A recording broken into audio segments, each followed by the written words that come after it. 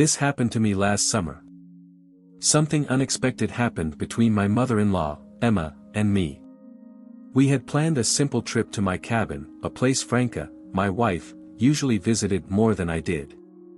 Emma was tagging along to help me gather some supplies, and though it was a long drive, we made it in good time.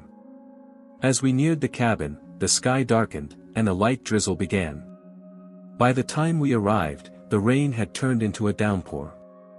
Drenched, we rushed inside, clothes clinging to our skin, shivering slightly from the chill.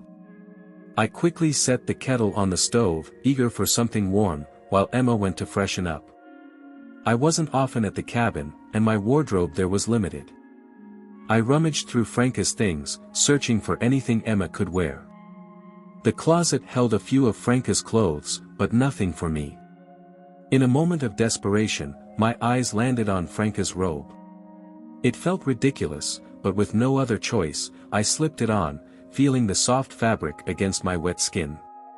When Emma emerged from the shower, she took one look at me and burst out laughing. "If only you had stockings and a wig," she teased, "you'd make a pretty convincing woman." We both laughed it off, the awkwardness dissipating. Outside, the rain pounded harder, and it became clear we'd be staying the night.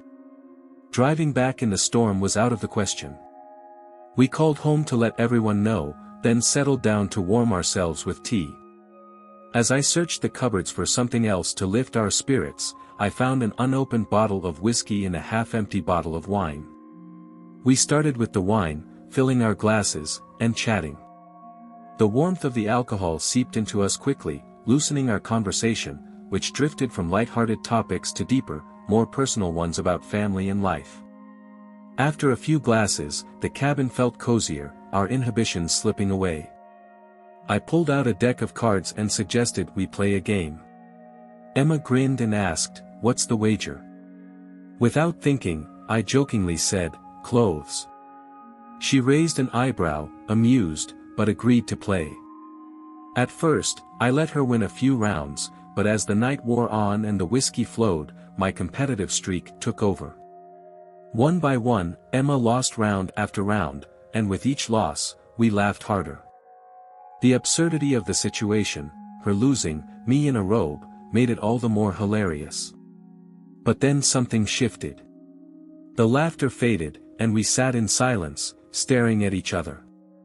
The cabin's dim light cast shadows on her face, making the moment feel heavier, charged. In that quiet, unspoken words seemed to hang between us. What started as a silly game had turned into something far more serious. That night, lines were crossed. The next morning, I awoke to Emma nudging me with her foot. My head pounded, and memories of the night before flooded back, the drinking, the card game, the intimacy that had followed. Emma's face was pale, her voice barely a whisper. "What have we done?" she asked, her eyes filled with regret. I stood up, my mind racing. What had we done? What would happen now? I splashed cold water on my face in the bathroom, trying to clear my head. When I returned to the room, Emma was still standing there, waiting for an answer. I forced a calm tone, though inside I was anything but. "What's done is done," I said. "We can't change it.